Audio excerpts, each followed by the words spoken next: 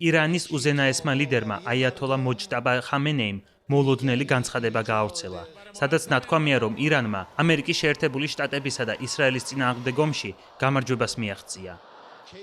სულიერი ლიდერის განცხადება ისლამური რესპუბლიკის დამფუძნებლის რუჰოლა ხომენეის გარდაცვალების 37 წლის თავისადმი მიძღვნილ ცერემონიაზე წაიკითხეს. განცხადებაში ნათქვამია, რომ ბოროტმა მტერმა ირანის შეიარაღებულ ძალებთან დაპირისპირებაში მარცხი განიცადა, როგორც სამხედრო ველზე, ასევე საზოგადოებრივ არენაზეც.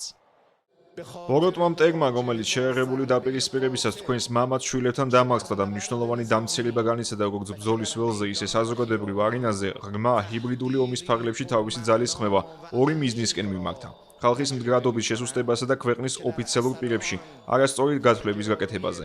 ბატონობის სისტემა, რომელმაც დაახლოებით 80 წლის წინ შექმნა, სახელად ისრაელი, ვერ იტანს ძლიერი და დამოუკიდებელი ირანის არსებობას, რომელსაც ეგრეთ წოდებული დიდი ისრაელის ყალბი და გამოგონილი გეოგრაფიის აღმოსავლეთ საზღვარზე მრავალი უპირატესობა და შესაძლებლობა გააჩნია. ამიტომაც ის არ ზოგავ ძალის ხმებას შეაჩეროს ირანის წინსვლა. განცხადებაში რაჰბარი ირანელ ხალხს მოუწოდებს მტრის ჰიბრიდული ომის გეგმებს სიმტკიცით, სიფხიზლით, ერთიანობით, ერთმანეთის ნდობითა და დაცვით შეხვდნენ. მან ირანის ოფიციალურ პირებს მოუწოდა ირანის სახელმწიფო პრინციპები დაიცვან და გააფრთხილა, რომ ნებისმიერი ქმედება, რომელიც საზოგადოებრივ პესიმიზმს ან იმედგაცრუებას გამოიწვევს, მტრის დახმარების ფორმად და ირანელი ხალხის წინააღმდეგ გადადგმულ ნაბიჯად ჩაითვლება.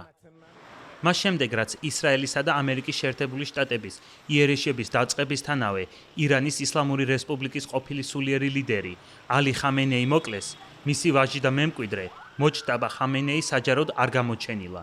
მის წერილობით განცხადებებს ირანის სახელმწიფო მედია პერიოდულად ავრცელებს.